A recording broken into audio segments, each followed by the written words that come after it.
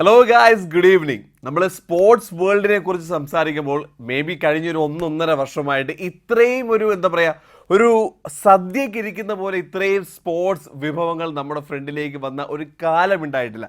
I just name A few. Okay, യൂറോപ്പിൽ ഈ പറയുന്ന പോലെ യൂറോ കപ്പ് ഫുട്ബോൾ നടക്കുന്നുണ്ട്, അതേപോലെ സൗത്ത് അമേരിക്കയിൽ കോപ്പ അമേരിക്ക നടക്കുന്നുണ്ട്, basketball NBA finals play off series നടക്കുന്നുണ്ട്, ഏഷ്യൻ ബാസ്കറ്റ്ബോൾ രാജ്യങ്ങൾ തമ്മിലുള്ളതിൻ്റെ ഏഷ്യ കപ്പ് ക്വാളിഫിക്കേഷൻസ് ഒരു സൈഡിൽ നടക്കുന്നുണ്ട്. ഇതൊക്കെ കൂടാതെ നമ്മൾ അടുത്ത ഒളിമ്പിക്സിന് വേണ്ടിയിട്ട് ടീമുകൾ ജപ്പാനിലേക്ക് എത്തി, അതിൻ്റെ ഒരു സൈഡിൽ വിശേഷങ്ങൾ ഒരു സൈഡിൽ പോകുന്നുണ്ട്. വിവിധ സ്പോർട്സിൽ നിന്ന് ഫ്രഞ്ച് ഓപ്പൺ ഫൈനൽ ഈ ആഴ്ച നടന്നിട്ടുണ്ടായിരുന്നു. അപ്പോൾ ടെന്നീസ് ലോകത്തെ മേജർ ടൂർണമെൻറ്റ് ഈ 2 ദിവസത്തിനകത്ത് ഫോർമുല 1 ഫ്രഞ്ച് ഗ്രാൻഡ് പ്രീ ഒരു സൈഡിൽ നടക്കുന്നുണ്ട്. ക്രിക്കറ്റ് വേൾഡ് ടെസ്റ്റ് ചാമ്പ്യൻഷിപ്പിൻ്റെ ഫൈനൽസ് ആൻഡ് ബാക്കി ഒരു നിരയായിട്ട് ക്രിക്കറ്റും ഫുട്ബോളും ഒളിമ്പിക്സിൻ്റെ ഒക്കെ വർത്തമാനങ്ങൾ വരുന്നുണ്ട്. ലൈക്ക് എ സെഡ്, സ്പോർട്സ് വേൾഡിൽ ഇത്രയും ഒരു ചാകര ഈ അടുത്തിടയ്ക്കൊന്നും വന്നിട്ടില്ല. Entertainment galore. അപ്പോൾ നമുക്ക് സംസാരിക്കാനും ഒരുപാട് വർത്തമാനമുണ്ട്. So let's not waste any time and get started with sports weekend.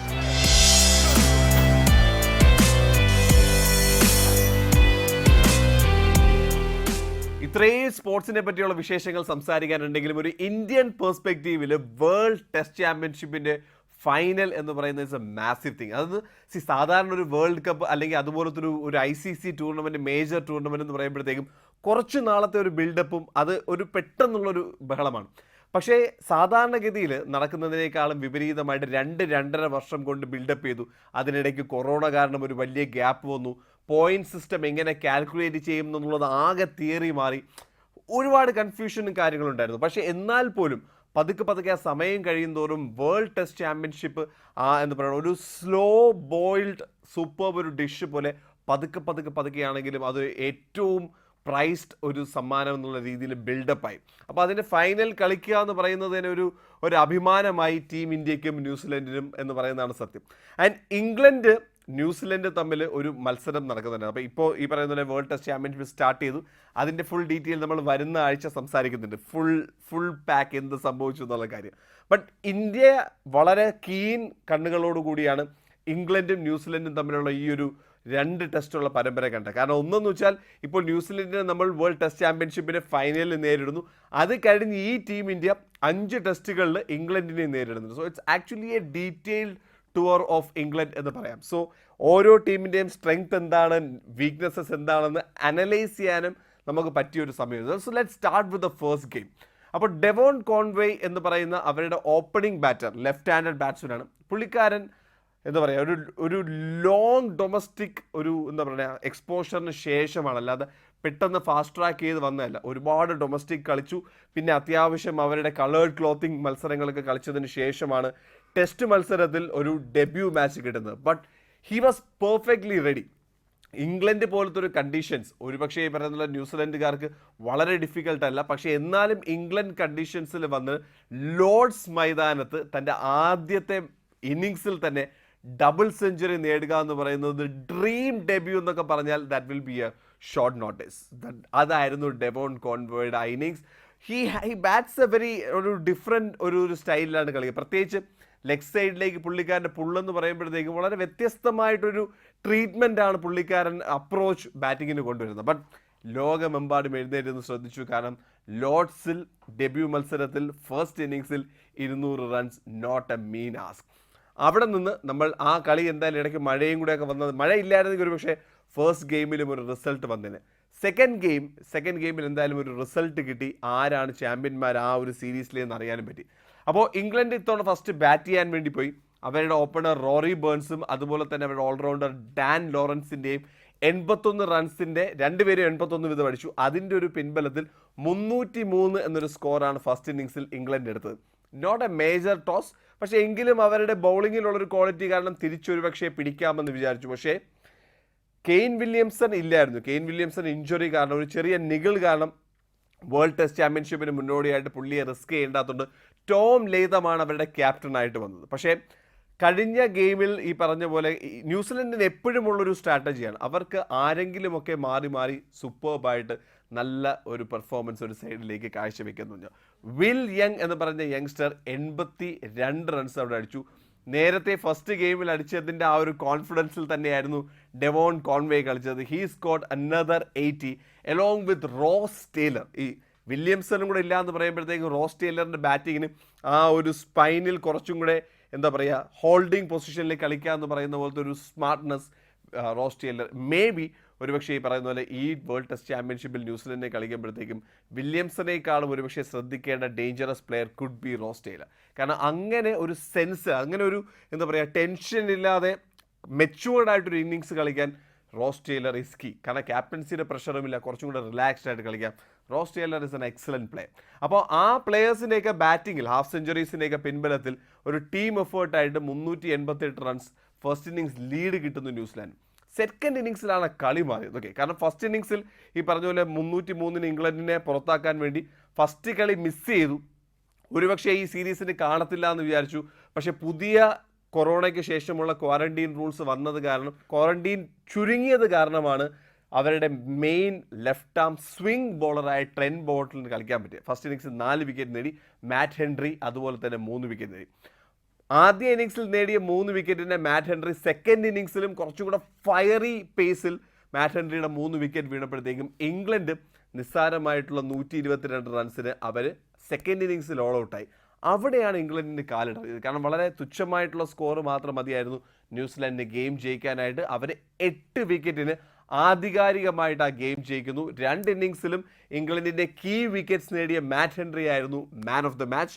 And first ഇന്നിങ്സിലെ സെഞ്ചുറി ആൻഡ് 2 ഇന്നിങ്സിലും ഇംഗ്ലണ്ടിൻ്റെയും റോറി ബേൺസ് ആണെങ്കിലും ന്യൂസിലൻഡിൻ്റെ ഡെവൺ കോൺവോയ് ആണെങ്കിലും രണ്ടുപേരും ബാറ്റ് കൊണ്ട് എക്സലൻറ്റ് പെർഫോമൻസ് കാഴ്ചവെച്ചു. ഇവർ രണ്ടുപേരും മാൻ of the series trophy share ചെയ്തു. ബട്ട് 1-0 ന്യൂസിലൻഡ് ഇംഗ്ലണ്ടിനെ തോൽപ്പിച്ചു. ഇംഗ്ലണ്ടിൽ വെച്ച് എന്ന് പറയുമ്പോഴത്തേക്കും വേൾഡ് ടെസ്റ്റ് ചാമ്പ്യൻഷിപ്പിന് മുന്നോടിയായിട്ട് ഇംഗ്ലണ്ട് കണ്ടീഷൻസ് പ്രാക്ടിക്കലായിട്ട് അവർക്ക് ആ ഒരു ഹൈ പ്രഷർ ഗെയിം കളിക്കാനുള്ള പ്രാക്ടീസ് കിട്ടി. ആൻഡ് ഒപ്പം ആ ടൂർണമെൻറ്റ് ജയിച്ചതിൻ്റെ കോൺഫിഡൻസിലാണ് അവർ ടീം ഇന്ത്യക്ക് എഗൻസ്റ്റ് ആയിട്ട് പോകുന്നത്. But remember, we are not short on confidence. It's actually all set for an excellent final for the World Test Championship.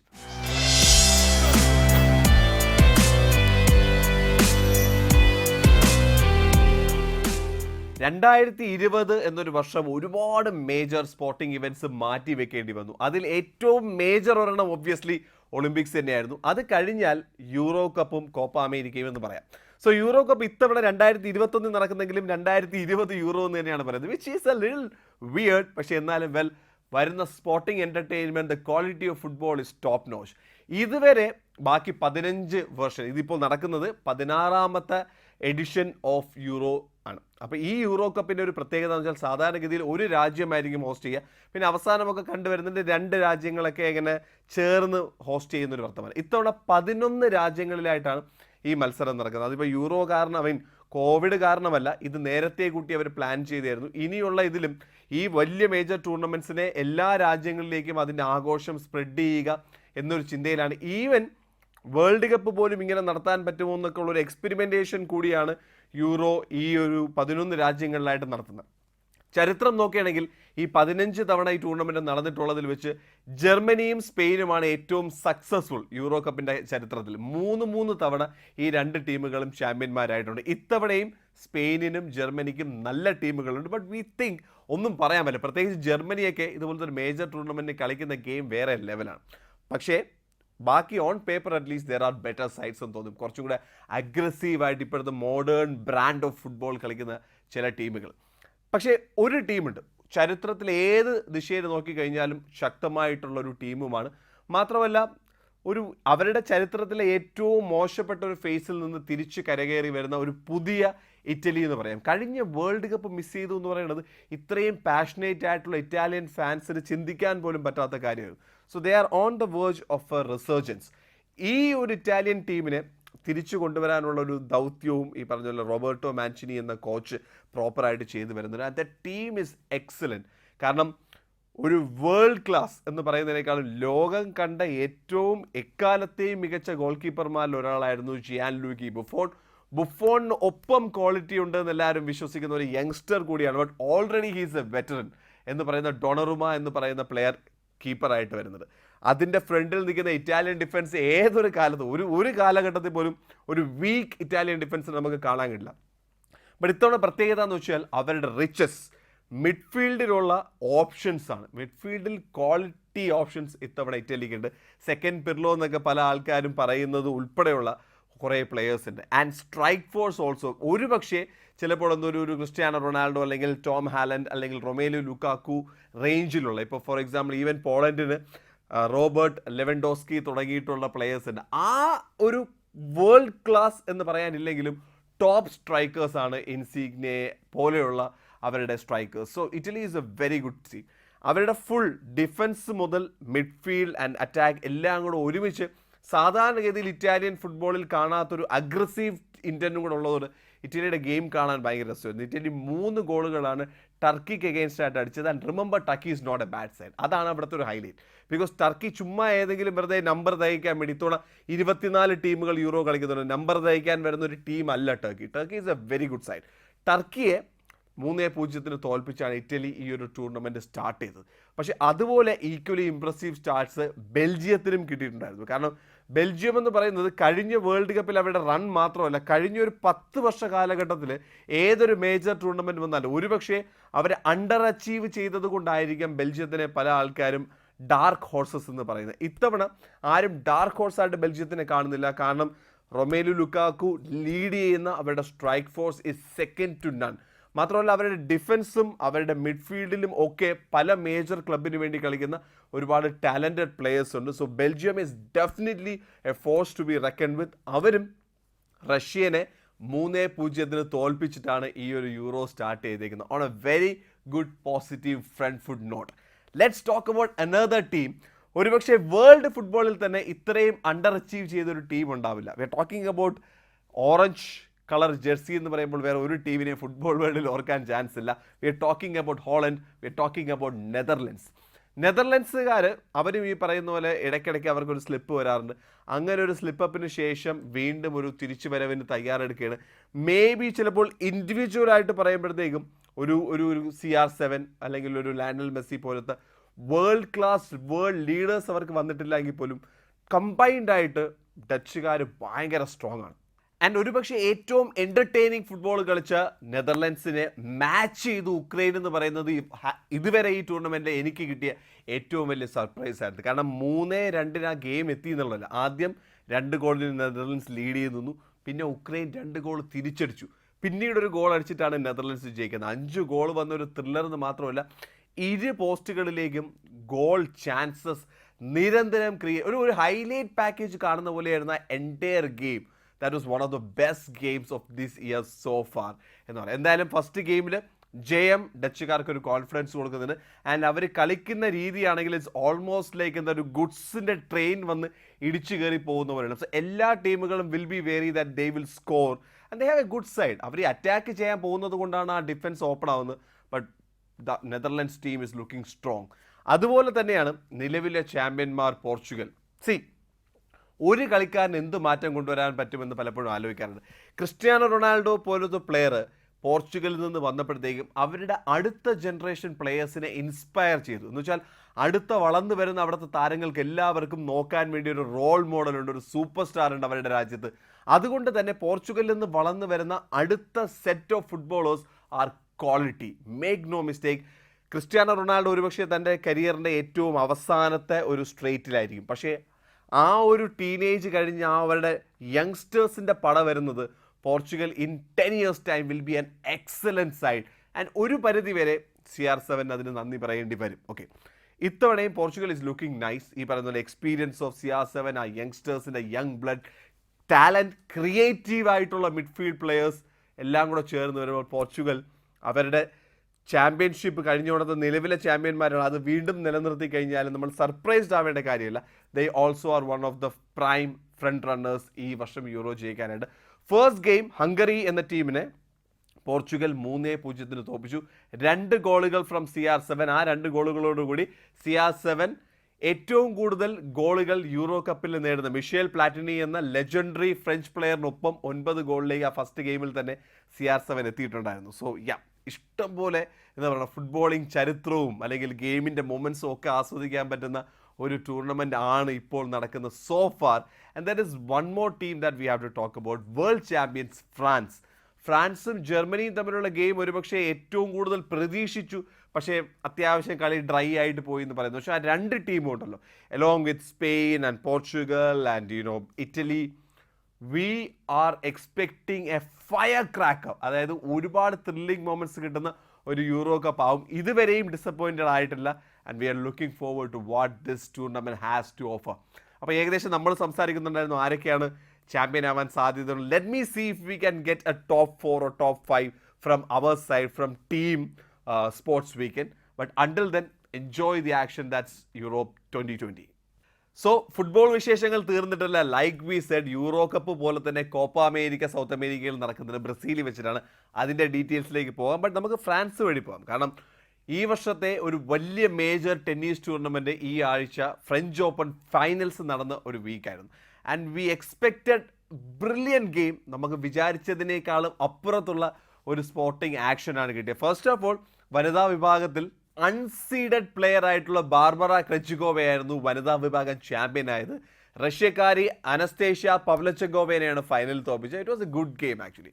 But പുരുഷ വിഭാഗത്തിൽ ഈ ടൂർണമെന്റ് തുടങ്ങുന്ന സമയത്ത് തന്നെ എല്ലാവരും പറഞ്ഞു ഏറ്റവും 3 വലിയ താരങ്ങൾ Roger Federer, Rafael Nadal and Novak ജോക്കോവിച്ച്, ഇവർ 3 പേരും ആ ഡ്രോയുടെ ഒരു സൈഡിലാണ്. എന്ന് വെച്ച് കഴിഞ്ഞാൽ കൂടിപ്പോയി കഴിഞ്ഞാൽ സെമി ഫൈനലിന് കഴിഞ്ഞ് ഇതിൽ ഒരു താരം മാത്രമേ ആ സൈഡിൽ നിന്ന് വരുള്ളൂ. അതായത് ഒരു ഫോർ എക്സാമ്പിൾ പറഞ്ഞാൽ ഒരു നൊവാക് ജോക്കോവിച്ച് വേഴ്സസ് റഫേൽ നഡാൽ ഫൈനൽ എന്തായാലും കാണാൻ പറ്റില്ല എന്ന്. ആ ഗെയിം പക്ഷേ നമുക്ക് കാണാൻ പറ്റി സെമി ഫൈനൽ പോരാട്ടമായിട്ട്. പക്ഷേ ആ സെമി ഫൈനൽ പോരാട്ടം എപ്പോഴും എല്ലാവരും ഓർത്തിരിക്കുന്ന രീതിയിൽ ഒരു ഗംഭീര ഫൈറ്റ് ആയിരുന്നു.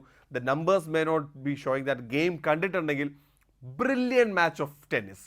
കാരണം ആലോചിക്കുക, റോളൻ ഗാരോസിൻ്റെ ഗ്രൗണ്ടിൽ റഫേൽ നഡാൽ എന്ന് പറയുന്നത് എ ഡിഫറെൻറ്റ് ബീസ്റ്റ്. ആ ബീസ്റ്റിനെ തോൽപ്പിക്കണമെന്നുണ്ടെങ്കിൽ ഒന്ന് വേൾഡ് നമ്പർ 1 നൊവാക് ജോക്കോവിച്ച് should be on top of his game. രണ്ടാമത് പുള്ളി ഒരു മിസ്റ്റേക്ക് പോലും ഇല്ലാതെ അത്രയും ഡെഡിക്കേഷനും കോൺസെൻട്രേഷനും കൂടെ കളിക്കേണ്ടി വരും. Yes, Joker played an excellent game. അതുപോലെ തന്നെ ഒരു ടോട്ടൽ യുദ്ധം കഴിഞ്ഞിട്ടാണ് ഗ്രീസിൽ നിന്നുള്ള സ്റ്റെഫാനോ സിറ്റ്സിപാസും ഫൈനലിലേക്ക് വരുന്നത്. കാരണം ആ സൈഡ് ഓഫ് സെമി ഫൈനലിൽ വലിയ താരങ്ങളൊക്കെ അപ്പുറത്തെ സൈഡിലാണെങ്കിൽ പോലും 2 youngsters who are tipped to be the next big things in world tennis. പുരുഷ വിഭാഗം ടെന്നീസിനെ അടുത്തൊരു 5-6 വർഷത്തേക്ക് ഫ്രണ്ടിലേക്ക് കൊണ്ടുപോകാൻ ടാലൻറ്റഡ് ആയിട്ടുള്ള 2 യങ്സ്റ്റേഴ്സ് എന്ന് പറയുന്നതായിരുന്നു ഒന്ന് അലക്സാണ്ടർ ജ്വരവ്, മറ്റൊന്ന് ഗ്രീസിൻ്റെ സ്റ്റെഫാനോ സിറ്റ്സിപാസ്. ഇവർ രണ്ടുപേരും തമ്മിൽ ഒരു മാരത്തോൺ മാച്ച് കഴിഞ്ഞിട്ടാണ് ആ ഗെയിം ഈ ഗ്രീസുകാരൻ ജയിച്ച് വേൾഡ് നമ്പർ 1 എഗെയിൻസ്റ്റ് ആയിട്ട് പോയത്. ഫൈനൽ തുടങ്ങിയപ്പോഴും കംപ്ലീറ്റ് പൾട്ടയായി. കാരണം എല്ലാവരും ജോക്കറിന് ഒരു അപ്പർ എഡ്ജ് കിട്ടുമെന്ന് വിചാരിച്ചു. പക്ഷേ ആദ്യത്തെ 2 സെറ്റും സ്റ്റെഫാനോ സിറ്റ്സിപാസ് ജയിക്കുകയാണ്. പിന്നീട് 2 സെറ്റ് ജോക്കർ ജയിക്കുന്നു. ഒരു ഡിസൈഡിങ് 5th സെറ്റിലേക്ക് പോയി. അവസാന നിമിഷം വരെ, ലാസ്റ്റ് പോയിന്റ് വരെ പോലും തോൽക്കാൻ തയ്യാറല്ല എന്നുള്ള രീതിയിലുള്ള മാക്സിമം ഫൈറ്റ്, 5 സെറ്റ് ത്രില്ലർ. 2 സെറ്റിന് പുറകിൽ നിന്നതിന് ശേഷമാണ് തൻ്റെ 19ാമത്തെ ഗ്രാൻഡ് സ്ലാം കിരീടം നൊവാക് ജോക്കോവിച്ച് ജയിക്കുന്നത്. അതും ഒരുപക്ഷെ പുള്ളിയുടെ ഒരു പുസ്തകത്തിൽ ഏറ്റവും ഡിഫിക്കൽട്ട് എന്ന് പറയും, because of Rafael Nadal and his history with French Open. Yes, ഇപ്പോഴത്തെ ഒരു മോഡേൺ ഇറ ഓഫ് ടെന്നീസിൽ എല്ലാ മേജർ ഗ്രാൻഡ് സ്ലാമുകളും 2 തവണ വീതം ജയിച്ച ഒരൊറ്റ പ്ലെയർ ആയിരിക്കുകയാണ് നൊവാക് ജോക്കോവിച്ച്. യെസ്, റോയ് എമേഴ്സനെ പോലെയുള്ള പ്ലെയേഴ്സ് കുറച്ചും കൂടെ മുമ്പത്തെ ഒരു ജനറേഷനിലുണ്ട്.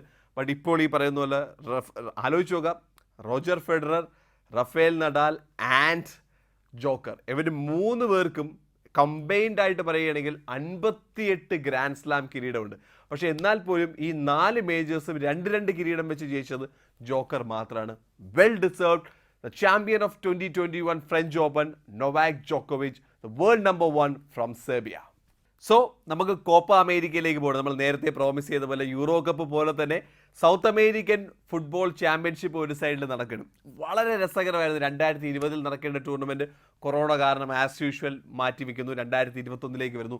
അർജന്റീനയും കൊളംബിയയും കൂടെ ചേർന്നിട്ടാണ് ഈ 47ാമത്തെ എഡിഷൻ ഓഫ് കോപ്പ അമേരിക്ക അല്ലെങ്കിൽ സൗത്ത് അമേരിക്കൻ ഫുട്ബോൾ ചാമ്പ്യൻഷിപ്പ് നടത്താൻ വേണ്ടിയിരുന്നത്. പക്ഷേ അവസാനം അവർ തീരുമാനിക്കുന്നു കൊറോണ നമ്പേഴ്സൊക്കെ വെച്ചിട്ട് ബ്രസീലിലേക്ക് മാറുന്നത്. ബ്രസീലിൽ എന്നാൽ നമ്പേഴ്സ് ഈസി ആയിരുന്നു, അതുമല്ല. പക്ഷേ അതുകൊണ്ട് തന്നെ ബാക്കിയുള്ള സൗത്ത് അമേരിക്കൻ കൺട്രീസ് മുഴുവൻ കുറച്ച് ബ്രസീലിൽ വെച്ച് നടത്തുന്നതിനുള്ള ഒരു എന്താ പറയുക സങ്കടം പറഞ്ഞു, വിയോജിപ്പ് പറഞ്ഞു. But again they when forward with that.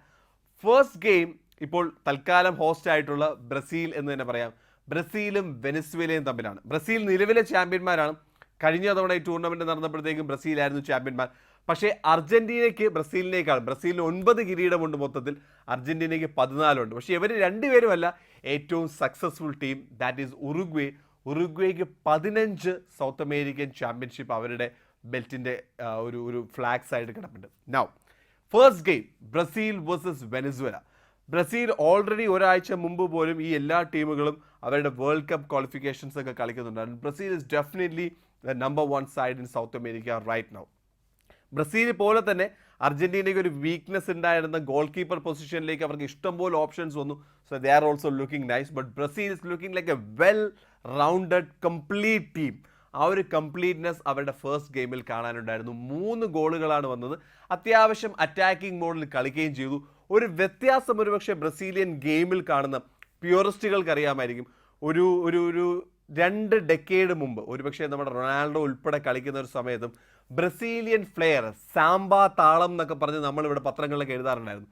അതിപ്പോൾ ഒരു പരിധി വരെ മിസ്സിംഗ് ആണ്. കാരണം യൂറോപ്യൻ സ്റ്റൈൽ ഓഫ് ഒരു discipline Brazilian and south American football ഒരു പരിധി വരെ വന്നിട്ടുണ്ട്. മേ ബി ചിലപ്പോൾ വളരെ ചെറുപ്പം മുതൽ, അതായത് ജസ്റ്റ് ടീനേജ് പ്രായം മുതൽ ബ്രസീൽ, അർജന്റീന അല്ലെങ്കിൽ ഉറുഗ്വേ, ചിലി തുടങ്ങിയുള്ള സൗത്ത് അമേരിക്കൻ രാജ്യങ്ങളിൽ കളിക്കുന്ന മേജർ കളിക്കാരെല്ലാവരും യൂറോപ്യൻ ക്ലബിലേക്കും അവരുടെ അക്കാഡമികളിലേക്കും പോകുന്ന കാരണം ആ ഒരു യൂറോപ്യൻ സ്ട്രക്ചറൽ ഫുട്ബോളിലേക്ക് പതുക്കെ ആ സൗത്ത് അമേരിക്കൻ എന്താ പറയുക വൈൽഡ് ഫയർ എന്ന് പറയുന്ന ഫുട്ബോൾ പതുക്കെ ഒരു സൈഡിൽ മിസ്സിംഗ് ആണ്. 10 ടീമുകൾ കളിക്കുന്നുണ്ട്. Still Brazil, Argentina, Uruguay, Chile പോലുള്ള ടീമുകൾ തന്നെയാണ് ആ ഒരു നോട്ടഡ് കോളത്തിൻ്റെ അകത്തേക്ക് വരുന്നത്. So 3-0 including A goal from Neymar. Neymar is become A brilliant footballer. കാരണം പണ്ട് കാണിക്കുന്ന പോലെ നെയ്മാർ ജസ്റ്റ് സിംഗിൾ ഹാൻഡഡ് എതിരാളികളെ തോൽപ്പിക്കാൻ പോകുന്ന ഡ്രിബിളിംഗ് നമ്പേഴ്സ്, മാസ്മരിക ഫിനിഷുകൾ മാത്രമല്ല, is also A leader now. കാരണം നെയ്മാർ അസലായിട്ട് പി എസ് ജിയിൽ ആലോചിച്ച് നോക്കുക, കിലിയൻ എംബാപ്പെ പോലെടുത്ത ഒരു സ്ട്രൈക്ക് പാർട്ണർ ഉള്ളത് കൊണ്ട് മേ ബി അർജന്റീനക്കാരൻ അംഗേൽ ഡി മറിയനെ പോലൊരു പ്ലേ മേക്കറിൻ്റെ കൂടെ കളിക്കുന്ന കാരണം ഒരു ഫെസിലിറ്റേറ്റർ റോളിലും കൂടെ നെയ്മാർ കളിക്കുന്നുണ്ട്. And also he is the main target. Neymar has developed into a brilliant player which is good for Brazil. വരുന്ന വേൾഡ് കപ്പിൻ്റെ കഥയിലൊക്കെ അതിലേക്കൊക്കെ വരാൻ സമയമുണ്ട്. ബട്ട് ബ്രസീൽ 3-0 ജയിക്കുന്നു. അപ്പോൾ Argentina has to match it. Unfortunately കഴിഞ്ഞൊരു 2-3 സീസൺ കോപ്പ അമേരിക്ക നോക്കുമ്പോഴത്തേക്കും അർജന്റീനയുടെ ഒരു എതിരാളികളെന്ന് തോന്നുന്നത് ചിലിയാണ്. കാരണം കഴിഞ്ഞ തവണ ബ്രസീൽ ജയിച്ചുവെങ്കിലും അതിന് 2 തവണ മുൻപും ഫൈനൽസിൽ അർജന്റീനയെ തോൽപ്പിച്ചത് ചിലിയാണ്. അവരുടെ 100ാമത്തെ വർഷത്തിൻ്റെ സെലിബ്രേഷൻ അമേരിക്കയെ വെച്ച് 2016 നടന്നപ്പോൾ പോലും ചിലിയാണ് അതിൽ ചാമ്പ്യന്മാരായത്. സോ ഇവർ തമ്മിലുള്ള ഒരു റീസെൻറ്റ് പോരാട്ടം എന്ന് പറയുന്നത് എപ്പോഴും ഒരു തീപാറുന്ന പോരാട്ടമായിരുന്നു. ഇത്തവണയും അത് ഡിസപ്പോയിൻറ്റിങ് ആയില്ല. ഓരോ ഗോള് വീതമേ വന്നോളൂവെങ്കിലും അർജന്റീന ക്രിയേറ്റ് ചെയ്ത ചാൻസസിന് തുല്യമായിട്ട് അല്ലെങ്കിൽ അതിൽ കൂടുതൽ ചാൻസസ് ഒരുപക്ഷെ ചിലി ക്രിയേറ്റ് ചെയ്തു എന്നുള്ളതാണ്. മാത്രമല്ല പൊസിഷനും ആലോചിച്ച് നോക്കുക, ലയണൽ മെസ്സിനെ പോലത്തെ ഒരു പ്ലെയർ ഉള്ളപ്പോഴത്തേക്കും ബോൾ കാലിൽ നിൽക്കേണ്ടതാണ് അർജന്റീനക്കാർക്ക്. പക്ഷേ അതിനേക്കാളും കൂടുതൽ പൊസിഷൻ ഒരുപക്ഷെ ചിലി ഹോൾഡ് ചെയ്തു ആ ഗെയിമിൽ. But the goal from Lionel Messi, ഒരു ഫ്രീ കിക്കിലൂടെ ഗോൾ അടിച്ചു. ഒരു കേർവിങ് ഷോട്ട്, നമ്മൾ ഈ പറഞ്ഞ പിക്ചർ പെർഫെക്റ്റ് ഒരു free kick, post card free kick എന്ന് പറയുന്ന പോലത്തെ ഒരു ഗോൾ അടിച്ചു. But that was matched by the goal from Vargas. So ഇവർ രണ്ടുപേരുടെയും ഓരോ ഗോൾ ഒരു ഹാഫിൻ്റെ അപ്പുറവും ഇപ്പുറവുമായിട്ട് വന്നതോടുകൂടി അർജന്റീന ചിലി മത്സരം 1-1 സമനിലയിലാണ് ടൂർണമെൻറ്റിലേക്ക് സ്റ്റാർട്ട് ചെയ്തത്. പക്ഷേ ഇതിൽ നിന്നൊക്കെ കിട്ടുന്ന ഒരു വൈബ് എന്ന് വെച്ചാൽ നമ്മൾ യൂറോപ്പിൽ പറഞ്ഞതുപോലെ തന്നെ സൗത്ത് അമേരിക്കയിൽ നിന്നും ഗംഭീരമായിട്ടുള്ള മെമ്മറീസ്, ഫുട്ബോളിംഗ് മൊമെൻറ്റ്സ് നമുക്ക് എക്സ്പെക്റ്റ് ചെയ്യാൻ പറ്റുന്ന ഒരു Copa America tournament is in progress. Plenty more to come. So ആ ഒരു നോട്ടിൽ അവിടെ നിന്ന് നമുക്ക് ലാസ്റ്റ് പോകുന്നതിന് മുൻപായിട്ട് നമുക്ക് ഇന്ത്യൻ ഫുട്ബോളിനെ കുറിച്ചും കൂടെ പറയാം. ഇന്ത്യൻ വേൾഡ് കപ്പ് ക്വാളിഫിക്കേഷൻ നമുക്ക് ഏകദേശം അറിയായിരുന്നു, ഇന്ത്യ ക്വാളിഫൈ ചെയ്യാൻ പോകുന്നില്ല. വേൾഡ് കപ്പിലേക്ക് ക്വാളിഫൈ ചെയ്തില്ലെങ്കിൽ പോലും നമ്മുടെ ഗ്രൂപ്പിൽ നമ്മൾ 3ാം സ്ഥാനത്ത് വന്ന് നമ്മൾ ഏഷ്യൻ കപ്പിന് വേണ്ടി ക്വാളിഫൈ ചെയ്യും. മാത്രമല്ല ടീം ഇന്ത്യയുടെ ഫുട്ബോളിംഗ് ക്വാളിറ്റി ഒരുപാട് മാറിയിട്ടുണ്ട്. We have become A much better side എന്നുള്ളത് മേ ബി ISLനും ഫുട്ബോൾ ഇൻഫ്രാസ്ട്രക്ചർ മൊത്തത്തിൽ മാറിയതിനും ഒരു താങ്ക്സ് പറയേണ്ടി വന്നു. But India is definitely A better side. അപ്പോൾ ഇത്തവണ ഇന്ത്യക്ക് ഈ ഒരു വേൾഡ് കപ്പ് ക്വാളിഫിക്കേഷനിൽ 2 മത്സരം ഉണ്ടായിരുന്നു. ആദ്യത്തെ മത്സരത്തിൽ നമ്മൾ ബംഗ്ലാദേശിനെ 2-0 തോൽപ്പിച്ചതോടുകൂടി നമുക്ക് ആ ഒരു എന്താ പറയുക 3ാം സ്ഥാനത്ത് നമ്മൾ താഴെ നിന്ന് മുകളിലേക്ക് എത്തി. പോയിൻറ്റ്സ് ടേബിളിൽ നമ്മൾ അഫ്ഗാനിസ്ഥാൻ്റെ മുകളിലെത്തി. അപ്പോൾ ലാസ്റ്റ് മാച്ച് അഫ്ഗാനിസ്ഥാൻ അഗെയിൻസ്റ്റ് ആയിട്ട് വരുമ്പോൾ തോക്കാതിരുന്നു കഴിഞ്ഞാൽ തേർഡ് പ്ലേസ് ഉറപ്പിക്കാം ആ ഗ്രൂപ്പിൽ. അതിൻ്റെ ഒപ്പം 5 ടീമുള്ള ഗ്രൂപ്പാണ്. അതിൽ 3-ാം സ്ഥാനത്ത് എത്തുകയും ചെയ്യും. ഏഷ്യ കപ്പിലേക്ക് ഡയറക്റ്റ് ക്വാളിഫിക്കേഷനും ഉണ്ടായിരുന്നു. അപ്പോൾ അഫ്ഗാനിസ്ഥാൻ അഗെയിൻസ്റ്റ് തോൽവി ഒഴിവാക്കുക എന്നുള്ളതായിരുന്നു. ഗെയിം 1-1 സമനിലയിൽ പിരിഞ്ഞു. അതോടുകൂടി 7 പോയിന്റും 3-ാം സ്ഥാനത്തോടു കൂടി നമ്മൾ അത്യാവശ്യം ഹാപ്പി. ഒരു ഗുഡ് പോസിറ്റീവ് നോട്ടിലാണ് ടീം ഇന്ത്യ അവരുടെ വേൾഡ് കപ്പ് ക്വാളിഫിക്കേഷൻ നിർത്തിയത്. ഒപ്പം സുനിൽ ഛേത്രി എന്ന ക്യാപ്റ്റൻ ബംഗ്ലാദേശിന് അഗെയിൻസ്റ്റ് ആയിട്ട് അടിച്ച 2 ഗോളുകളോടുകൂടി വീണ്ടും അദ്ദേഹം ലയണൽ മെസ്സിയുടെ പോയിന്റ്സ് ടാലി, ഗോൾ ടാലിയുടെ മുകളിലെത്തി. ആക്റ്റീവ് പ്ലേയേഴ്സിൽ Messi will obviously score more, Copa America നടക്കുന്നതേ ഉള്ളൂ. But Sunil Chhetri, proud of U.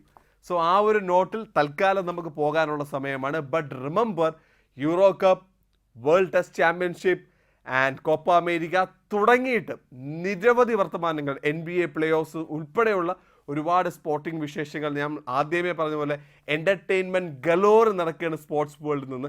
ആ വിശേഷങ്ങളൊക്കെ ആയിട്ട് അടുത്ത ആഴ്ച same time same place we have A date. Until then, this is RJ Vishnu signing off. See you later. Peace.